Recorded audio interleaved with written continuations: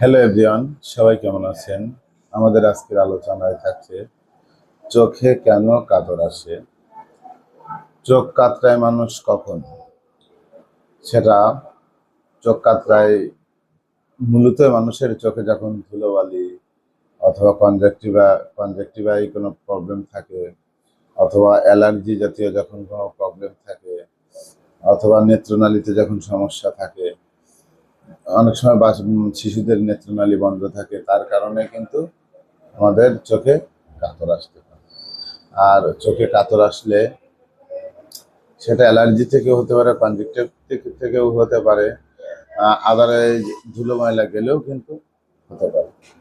তো আমরা সবসময় চেষ্টা করব, চোখ আমাদের একটি গুরুত্বপূর্ণ অঙ্গ। এটা সংবেদনশীল। আলোক রশ্মিকে আলোক রশ্মিকে কেন্দ্র করে কিন্তু আমাদের মস্তিষ্কে পাঠাই। আর এই মস্তিষ্কে পাঠানোর পরেই কিন্তু আমরা চোখ দিয়ে দেখতে পাই। চোখ একটা অতি গুরুত্বপূর্ণ চোখ একটা গুরুত্বপূর্ণ অঙ্গ। অবশ্যই আমাদের চোখের যত্ন নিতে হবে। ধুলোবালি বা এই ধরনের আহ, যে ধুলোবালি সহ এই ধরনের কালচার থেকে আমাদের দূরে থাকতে হবে। আর পাশাপাশি চোখের যদি কোনো সমস্যার সম্মুখীন হন, অবশ্যই আপনি একজন আই বিশেষজ্ঞ ডাক্তারের পরামর্শ নেবেন।